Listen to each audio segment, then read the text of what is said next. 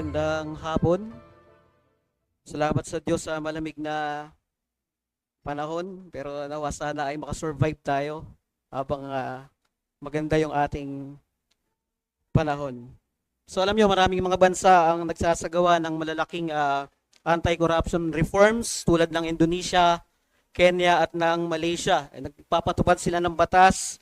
Meron silang mga espesyal na hukuman na nakatutok lang doon sa mga kasong may kinalaman sa korupsyon. At sa Pilipinas, alam natin na nangyayari ito pag pumapasok ang panibagong administrasyon sa usapin ng politika. Pag pumasok ang panibagong administrasyon, may pangako ito ng transparency, andun yung accountability, at andun din yung national renewal. Meron din silang mga pulisiyang ini-introduce, at hindi lang yon, mapapansin nyo na meron ding mga investigations na nangyayari doon sa mga nakaraang administrasyon. At makikita natin that the systems were reorganized sa kakaroon ng pagbabago sa kanilang sistema. Yet after few years, pagkatapos ng ilang mga taon, the same problems surface. Lumilitaw ulit yung problema na nangyari na ng mga nakaraang taon. Ang tanong ay bakit? Because changing system is easier than changing hearts. At ganito rin ang madalas mangyari sa spiritual nating paglakad bilang mga mananampalataya. Ang tao ay maaari niyang i-reorganize yung kanyang mga habits, maaari niyang tanggalin yung mga visible sins na nakikita niya sa sarili niya. Mas pwede pa siyang maging consistent sa pagdalo sa mga church, at pwede siyang mas maging aktibo sa ministeryo. Yet beneath that surface, the heart remains unchanged. Reform may happen externally while rebellion remains internally. Pwedeng magbago yung panlabas, pero pwedeng ang rebellion na panloob ay nandoon pa rin. At isa yan sa mga mapanganib na klase ng Kristiyanong pamumuhay is na isipin na ang religious reform ay kapalit ng totoong repentance. We may return to church without truly returning to God. We may recover biblical practices while our hearts remain unchanged. At yan tayo dinadala ng passage natin ngayong hapon. Isa sa mga most remarkable reform movements in the history of Judah. Si King Josiah, nabasa natin kanina, ay kikilala bilang isang godliest king na siyang namuno sa mga tao ng Diyos. Pero bago magsimula ang reformasyon, bago magsimula ang pagbabago, merong pangyayari na nabasa natin kanina. The forgotten book of the law was discovered in the temple. At nang basahin ang salita ng Diyos, nilantad nito kung gaano nakalayo sila sa Diyos. Ipinakita, nung binasa nila yung salita ng Diyos, na malayo na pala sila sa Diyos sa kanilang sinasamba. And this passage reminds us that true reformation begins not when people change their behavior, but when God's word confronts their hearts. Yan ang totoong reformasyon. Hindi nagsisimula yan pag binabago mo ang iyong behavior. Nagsisimula ito kapag ikaw ay kinumpronta, hinarap ka ng salita ng Diyos. But before we arrive dun sa ating passage, kailangan nating maintindihan anong meron dito sa Judah. Ano ang nangyayari? Tandaan natin, ang Northern Kingdom of Israel ay bumagsak na sa kamay ng Assyria dahil sa kanilang persistent idolatry. Bagamat na natili ang Judah, matindi pa rin yung problema nila spiritually sa harapan ng Diyos. Si Manasseh, yung lolo ni Josiah, ay isa sa pinakang wicked king sa kasaysayan ng Judah. Kaya ang kanyang pinromote ay idolatry, he corrupt the worship, he defiled the temple, pinangunahan niya ang bansa doon sa madilim na spiritual na kalalagayan ng Judah. Bagamat si Josiah, ang gusto niya kagad ay pagbabago, reforma, pero nakita nila nung binasa nila yung salita ng Diyos ay ipuna sila ng dekadang rebellion laban sa Diyos. Ang trahedya ay hindi lang sila nagkasala. The tragedy was that they lost sight of God's word. Nawala sa paningin nila ang mismong salita ng Diyos. Somehow the book of the law became neglected and forgotten in the very temple where it should be. It should have been treasured. Nandun ang salita ng Diyos na dapat iniingatan, pero nakakagulat na nasumpungan nila ito mismo sa templo. At balikan natin yung passage natin sa pangalawang hari, 2 Kings, chapter 22, verse 8 to 13. Binasa na natin ito kanina sa English, pero hayaan yung basahin ko ito sa salinang Tagalog. So verse 8, at sinabi ni Hilkias na pinakapunong pari kay Shaphan, nakalihim, aking natagpuan ang aklat ng kautusan sa bahay ng Panginoon. At ibinigay ni Hilkias ang aklat kay Shaphan na binasa niya ito. Si Shaphan nakalihim ay pumaroon sa hari at iniulat sa hari na sinasabi, inilabas na ng inyong mga lingkod ang salaping natagpuan sa bahay at ibinigay na sa kamay ng mamanggagawa na nangangasiwa sa bahay ng Panginoon. Sinabi ni Shaphan nakalihim na sa hari na sinasabi, si Hilkias na pari ay nagbigay sa akin ng isang aklat at ito ay binasa ni Shaphan sa harapan ng hari. Nang marinig ng hari, si Josiah, ang mga salita ng aklat ng kautusan, kanyang pinunit ang kanyang kasuotan. At ang hari ay nag-utos ng ganito kay Hilkias na pari, kay Ahikam na anak ni Shaphan, kay Akbor na anak ni Mikaya, kay Shaphan na kalihim, at kay Asaya na lingkod ng hari, na sinasabi, humayo kayo at sumangguni sa Panginoon para sa akin sa bayan, at para sa buong Juda tungkol sa mga salita ng aklat na ito na natagpuan. Malaki ang puot ng Panginoon na nag-aalab laban sa atin, sapagkat hindi sinunod ng ating mga ninuno ang mga salita ng aklat na ito upang gawin ang ayon sa lahat ng nasusulat tungkol sa atin. Ano ang makikita natin dito sa binasa nating passage? Hindi lang ito simpleng discovery ng nawawalang dokumento, but the recovery of divine authority within covenantal life. Ito yung nag-govern dapat sa kanila, pero ito yung nawawala.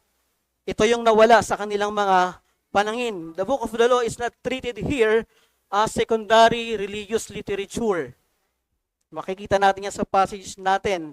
Kundi ito ay governing revelation of God to His covenant people. Ito dapat ang pamantayan ng pamumuhay nila bilang bayan, bilang mga tao ng Diyos. At ang kawalan nito sa kanilang kalagitnaan ay pagbabaliwala na hudyat ng pagbagsak ng covenant na umiiral sa kalagitnaan nila. Alam niyo yung passage natin, marami itong ina-assume. Ina-assume nito unang-una yung scripture's authority within the life of God's people. Ang otoridad ng salita ng Diyos sa mga tao ng Diyos. Tandaan natin, ang Israel at ang Judah ay hindi mga autonomous communities. They are covenant communities defined and regulated by God's revealed word. And when that word is forgotten, worship becomes distorted. Yan ang mangyayari. Ang leadership ay magiging compromised leadership. At ang mangyayari ito, babagsak ang kanilang spiritual na buhay. Brethren, this is the doctrine of depravity operating within covenant privilege. Ito yung makikita natin dito. They are exposed to holy things, pero hindi ito garantiya ng spiritual identity, spiritual fidelity. And at the same time, tinuturo ng passage sa atin ang doktrina ng scripture sufficiency. Sapat ang kasulatan sa anumang pagbabagong kailangan ng isang tao. Ganun din sa reformasyon na ninanais ng tao. Sapat ang salita niya. Hindi kailangan dagdagan. Hindi kailangan ng ibang sulat. Hindi kailangan ng ibang boses. Sapat ang salita ng Diyos pagdating sa pagbabago ng kaniyang mga tao. Kaya the problem is not the divine silence but human neglect. Ay yung pagbabaliwala sa salita ng Diyos. That's why spiritual renewal does not begin with innovation, but with restoration of authority already given. Meron ng salita, ibinigay na yung salita. Kailangan muling balikan. Kailangan lang muling tingnan. At dito hinahanda yung theological foundation ni Josiah sa pagsisimula ng Reformation. God reforms His people through His recovered word confronting their covenant unfaithfulness. Dito nagsisimula ang pagbabagong mababasa natin doon sa chapter 23 ng 2 Kings. Kaya sa mga katotohanan na yan, sa mga diwa ng katotohanan na yan, kukunin natin yung mensahe natin ngayong hapon. True reformation begins when God's word exposes our sin and drives us to humble repentance before God.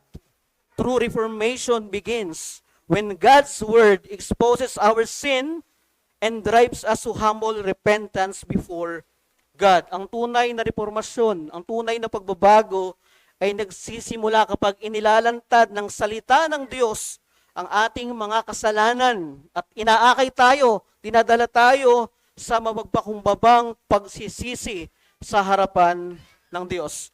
Alam nyo, sa panahon natin ngayon, dinidefine ng marami ang revival bilang pagdami ng attendance, pag-renew ng enthusiasm, or pagkakaroon ng restored religious activity. Yet biblical reformation is different than activity. Mas malalim ito doon sa mga aktibidades o sa anumang mga activity. Ito ay sinusukat hindi sa mga external na partisipasyon, kundi by internal submission to the authority of God's Word. That's why true reformation is not when people become more religiously active, but when they become more biblically governed. In fact, isa sa mga maraming reason bakit ang isang iglesia ay nagpapaulit-ulit ng cycles of reformation and then returning to old pattern is because external changes were never anchored in a heart-level repentance. Puro panglabas. Hindi umaabot sa puso na mayroong tunay na pagsisisi. Paaring ituwid ang iyong mga structure, paaring pagandahin ang mga programa, i-improve, maaring yung mga behaviors ay i-adjust, yet without the word penetrating the conscience, the same spiritual patterns eventually resurface. Babalik at babalik, maghahari at maghahari kapag hindi yung konsensya ay tinatamaan ng salita ng Diyos. That's why Scripture, ang salita ng Diyos, ang kasulatan is central in our passage, in our message. Yung discovery nila ng Book of the Law ay hindi lang informational recovery. Ito ay covenantal transformation. Dito magsisimula ang pagbabagong nais ni Josiah. And when God's Word is recovered, hindi lang ito basta simple nagbibigay ng knowledge. Alam natin yon that the Word of God, it gives knowledge. It increases knowledge. Hindi lang doon, it exposes our condition. Hinahayag lang salita ng Diyos yung totoong kondisyon ng tao. It reveals not only what God commands, but what God's people had become in relation to Him. Yan ang ginagawa ng salita ng Diyos. Ang Juda ay merong tipan ng Diyos. Meron silang templo. Meron silang mga pari. Meron silang kasaysayan galing sa Diyos. Yet they repeatedly return to spiritual decline. Ang trahedya ay hindi yung lack ng exposure sa katotohanan, but failure to govern by it. And if we are honest, kung tapat tayo sa ating mga sarili, hindi lang ito panganib ng Juda. Panganib din ito na umiikot at umiiral sa bawat covenant community sa panahon natin ngayon, sa mga maraming iglesia. Kung saan we are present, the truth is present, but authority is weakened. Kung saan ang reformasyon ay sinusubukan, pero ang pagsisisi ay binabaliwala. Kung saan ang pagbabago ay visible, pero bumabalik sa kasalanang nakaugila na. And from that tension, pupunta tayo sa dalawang movement ng passage natin. Ano ang nangyayari kapag ang salita ng Diyos ay binaliwala o kinalimutan? At ano naman mangyayari kapag ang salita ng Diyos ay muling napanumbalik at tinanggap ng tama? Dalawang bagay yung titingnan natin. First is forgotten word exposes spiritual drift. And number two, recovered word produces convicted response. Yan yung dalawang bagay na tutunghayan natin sa passage natin. Now, dun sa verse 8, sabi doon, I have found the book of the law in the house of the Lord. Isipin niyang mabuti. The word of God was lost. Nawawala yung salita ng Diyos inside the house of God. Hindi ito literal na nawawala yung kautusan ng Diyos. Hindi literal na wala doon. Kundi, binaliwala yung salita ng Diyos.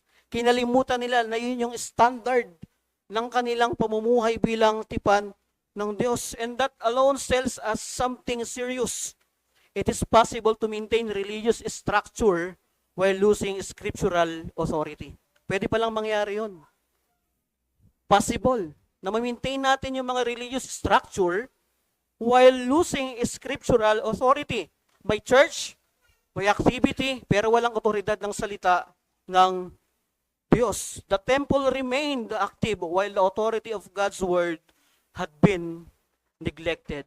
And when scripture is inactive, merong pumapalit sa salita ng Diyos. Pinapalitan ng tradisyon ang katotohanan, pinapalitan ng ritual ang pagsisisi, at pinapalitan ng pagiging pamilyar ang salita mismo at pagkatakot sa Diyos. Slowly, quietly, sin becomes less visible, less offensive, less disturbing. Alam nyo, hindi ito sudden apostasy. Hindi ito biglaang pagtalikod. This is gradual drift under religious familiarity. Yan ang nangyayari. Covenant identity remained visible, yet genuine submission had faded. Wala na yung totoong pagpapasakop. Wala na yung totoong pag-honor sa salita ng Diyos. Over time, the covenant people still appear faithful, still participate in worship, still maintain religious routines. But the governing voice of God's word is no longer shaping their conscience. Wala na yung salita ng Diyos na huhupog sa kanilang mga konsensya, sa kanilang mga puso. What remains is form without authority. Yan ang maiiwan. Activity without obedience, and religion without true reverence before God. And that is the condition of Judah. They are religiously present but spiritually misaligned. Yan ang kanilang estado sa harapan ng Diyos. At ano ang matututunan natin dito? Neglected scripture gradually reshapes conscience until sin feels normal and acceptable. Yung napapabayaang kasulatan, o pag pinapabayaan natin ang kasulatan, ito ay unti-unting umuhubog ng budhi natin hanggang sa yung kasalanan ay magmukhang normal at katanggap-tanggap na lang sa atin. Ganyan ang nangyayari. When scripture is neglected, hindi ito simpleng pagkalimot lang sa ating mga memorya, but becomes absent in function. Nawawala siya sa klase ng pamumuhay natin. Hindi siya nawala sa memorya lang, kundi yung function niya, yung pagkilos niya, ay nawawala sa atin. Over time, ang pamantayan ng standard ng Diyos ay pinapalutan ng mga cultural assumptions, mga personal preferences natin, at mga religious routine.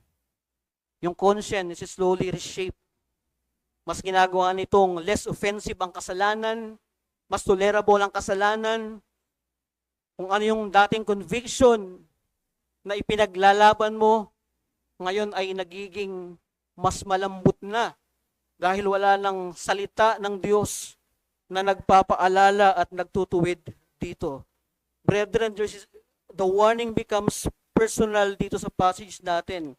Hindi bigla ng pagbagsak ng spiritual nating buhay. It is gradual neglect of Scripture. It is gradual neglect of Scripture. When you stop letting God's Word confront your thoughts daily, your conscience slowly adapts to compromise. Ganyan ang mangyayari. Ang dati mong kinukundina, tinatanggap mo na ngayon.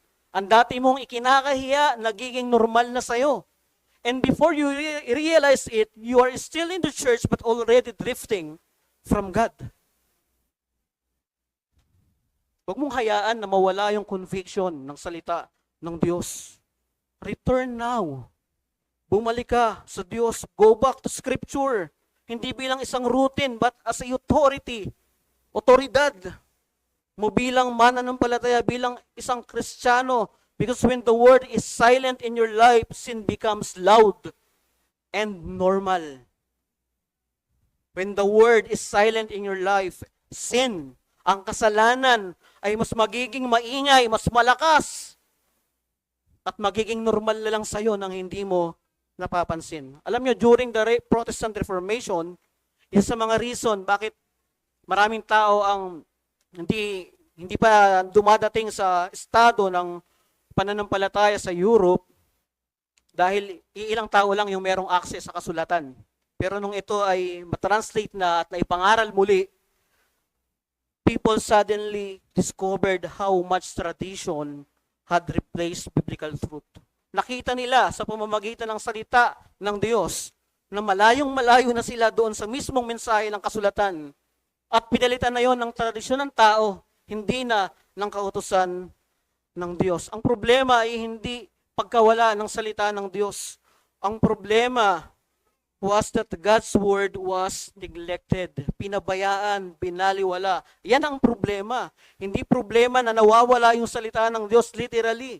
Ay ang problema dito makikita natin, pagbabaliwala sa salita ng Diyos. Kaya yan ay hamon sa atin dito.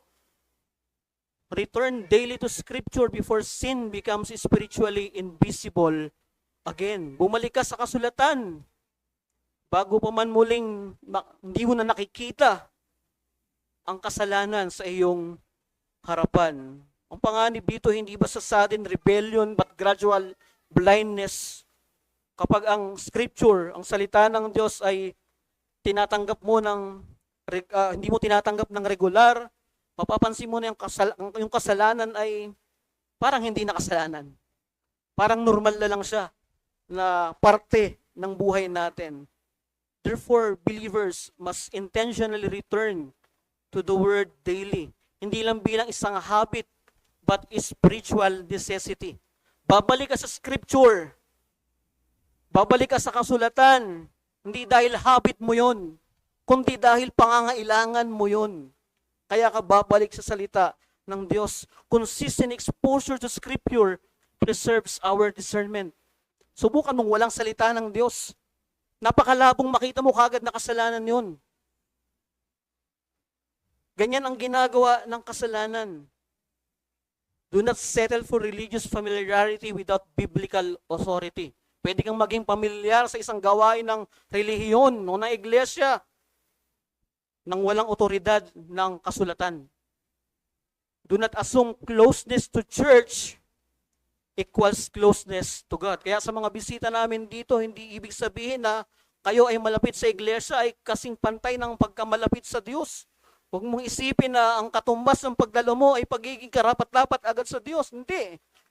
Ito ay personal mong paglapit kay Kristo ng tunay mong pangangailangan sa Kanya, pagiging isang makasalanan na naghahangad ng isang kaligtasan na may bibigay lamang hindi ng pagiging relihiyoso mo, kundi ng tinapos na gawa ni Kristo sa krus. Kaya ang kailangan mo ay lumapit sa Kanya ng merong tunay na pagsisisi sa iyong pagiging makasalanan. Sapagkat ang paghiwalay, paglayo sa salita ng Diyos, pag ito ay naging nanlaytay sa dugo mo na parang normal na lang, mapapansin mo wala nang pagkumpronta. Wala nang conviction ang salita ng Diyos sa iyo. But when the word is recovered, something deeper happens. Pag muling nabalikan, binalikan ang salita ng Diyos, kinilalang muli ang salita ng Diyos, hindi lamang ito naglalantad ng ating paglayo sa Kanya. It produces conviction. May ginagawa ito sa isang mananampalataya, may ginagawa ito sa isang tao ng Diyos. At yun yung pangalawang bagay na pupuntahan natin. Yung muling natagpo ang salita ay nagbubunga ng tugong may pagkakumbinsi sa mga tao ng Diyos. After hearing the book of the law read, ano yung naging respond ni Josiah rito? Binasa ni Hilkiah, sabi niya, I found the book of the law.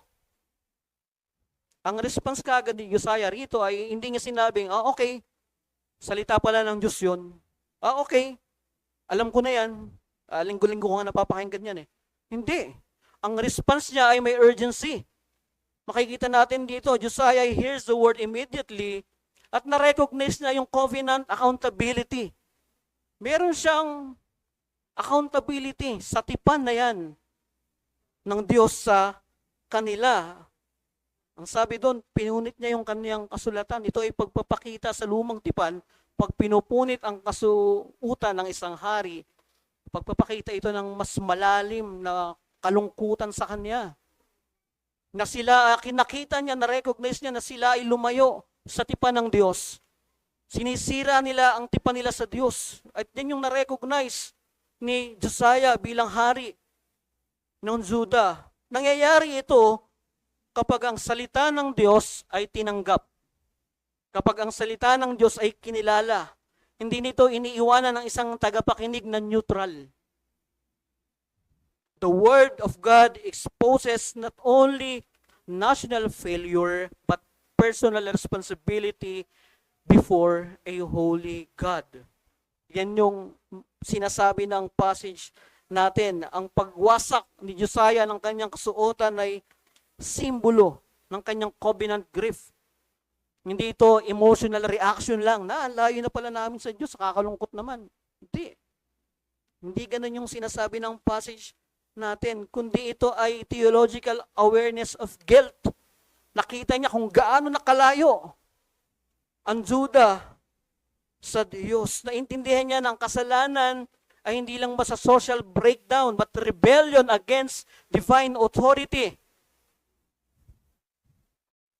Alam niyo, yung totoong pakikinig sa salita ng Diyos always lead to visible humility.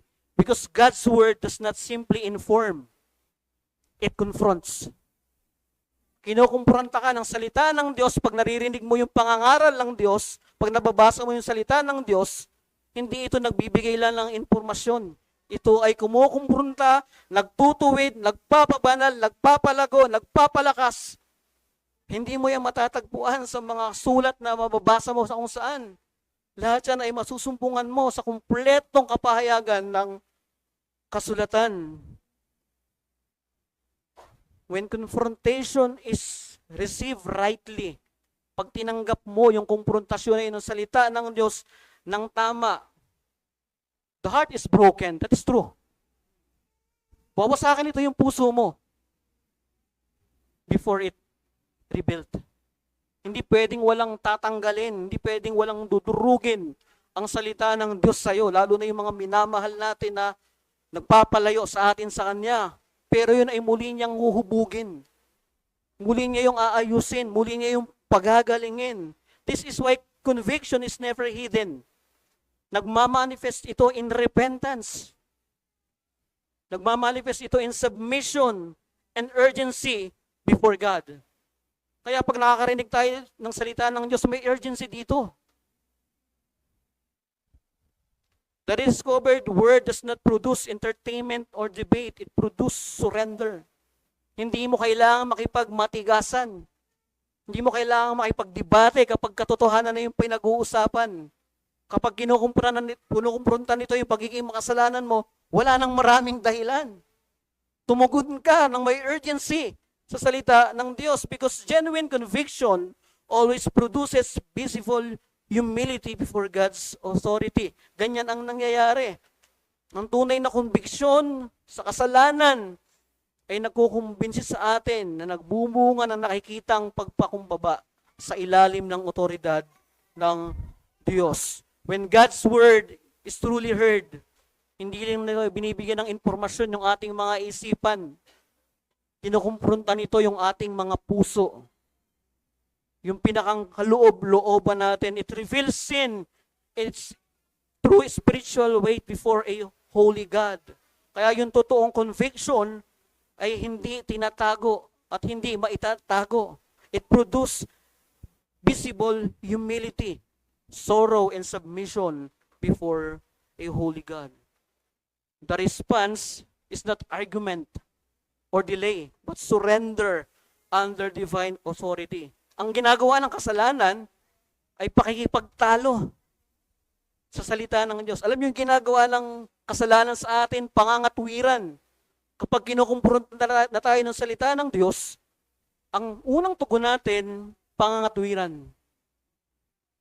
Listen carefully, brethren. Ang problema natin minsan is not lack of exposure to God's word, but refusal to respond to it properly. Yan ang problema natin. We can hear preaching week by week. We can read scripture sa bahay natin. We can even agree intellectually and yet remain unchanged. Walang nangyayaring changes sa atin. But when God's word is truly heard, it demands more than agreement. It demands submission. Hindi ka lang mag-a-agree na totoo, tama yan. Ang hinihingi sa'yo ay pagpapailalim, pagpapasakop, sa salita ng Diyos sapagkat yon ang otoridad na ibinigay ng Diyos. Tigilan mo ang pagtrato sa conviction na yan bilang isang informasyon lang na i-analyze mo na lang later. Hindi ito subject for discussion lang.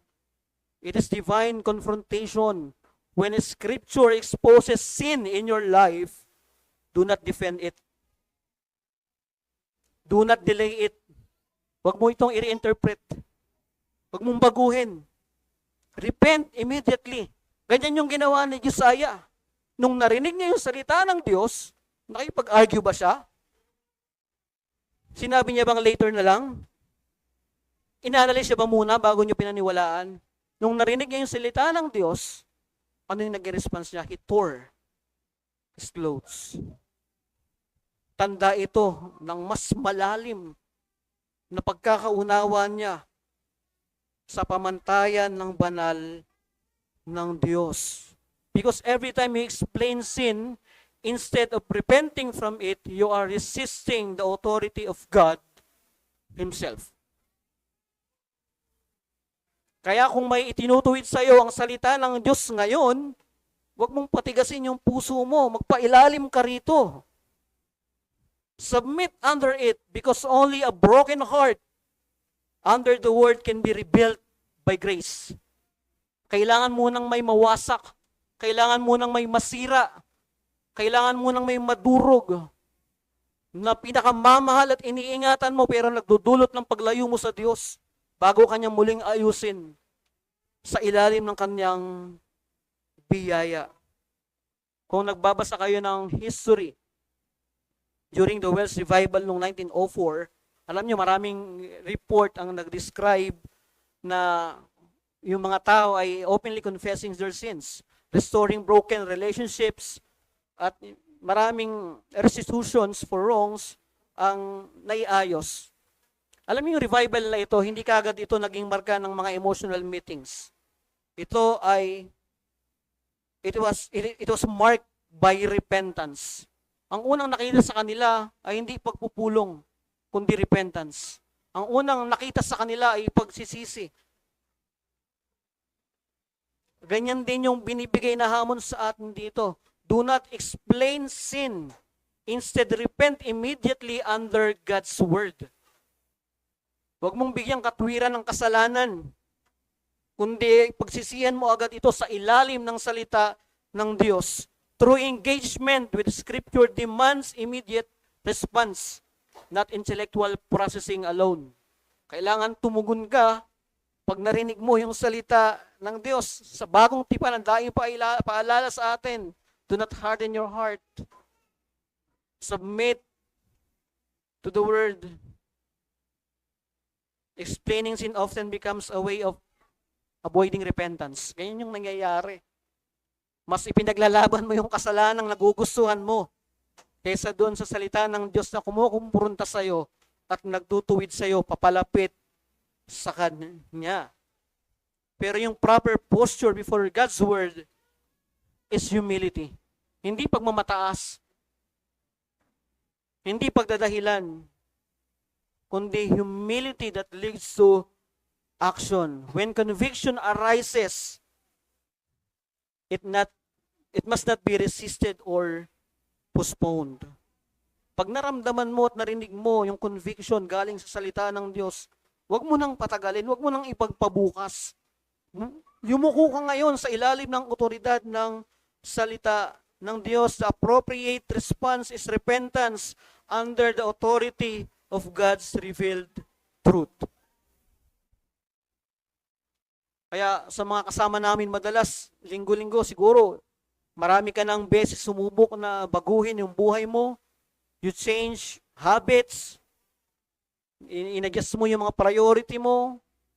Meron bang self-improvement na tinatawag.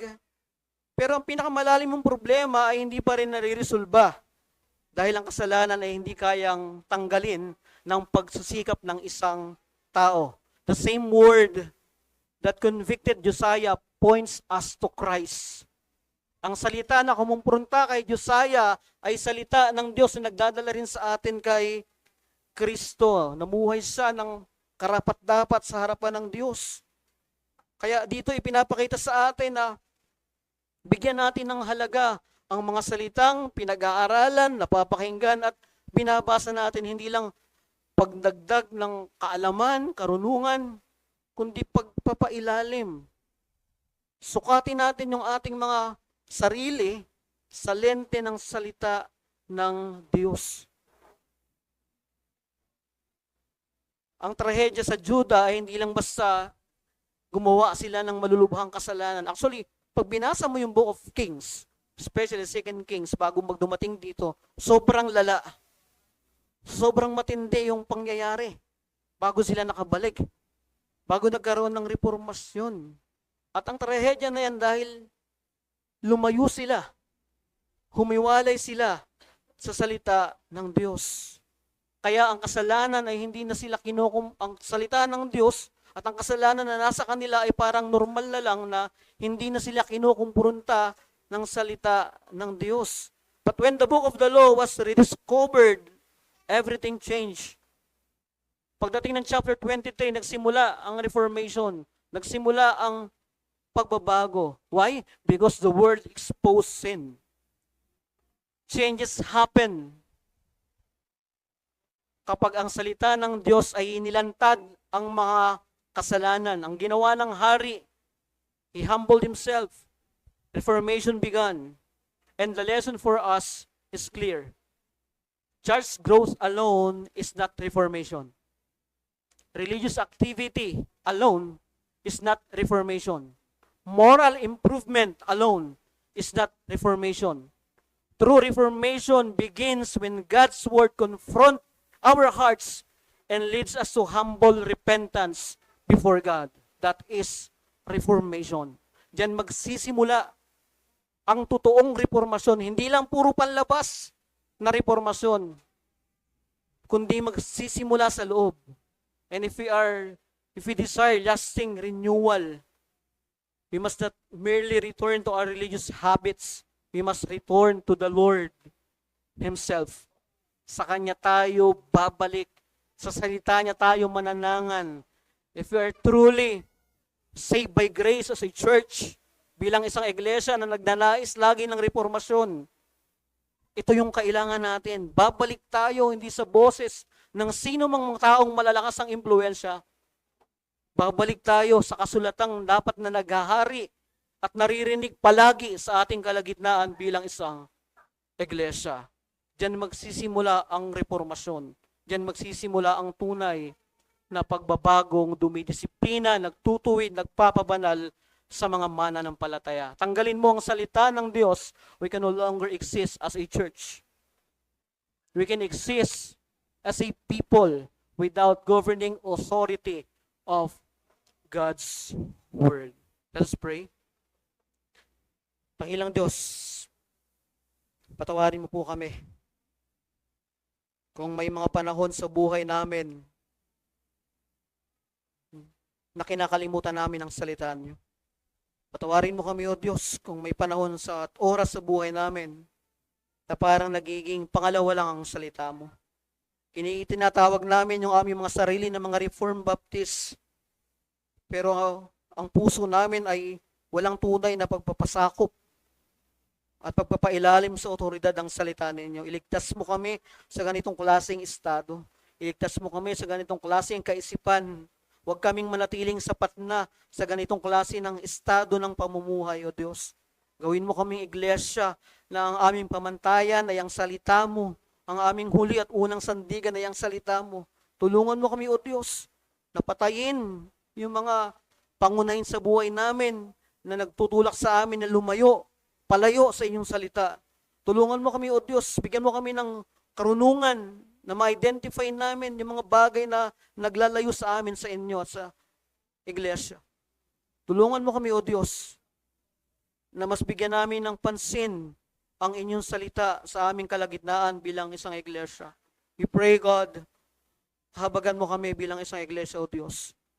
Huwag kaming manatili sa pangalan lamang na isang nagnanais ng reformasyon sa pangalan, kundi ang totoong reformasyon ay magsisimula sa pagpapasakop at pagkilala namin sa otoridad ng inyong salita, O Diyos. Salamat sa kasaysayan ni Josiah na nagpapakita sa amin na pwede naming makita kung gaano na kami kalayo at kalapit sa inyo. Pwede naming masukat dito kung totoo ba ang nangyayaring reformasyon sa amin ay panlabas lang o panloob. Salamat o Diyos dahil may salita na naggagabay sa amin, nagtutuwid, humuhubog at higit sa lahat o Diyos, siyang sumusugat ay nagpapagaling din sa amin.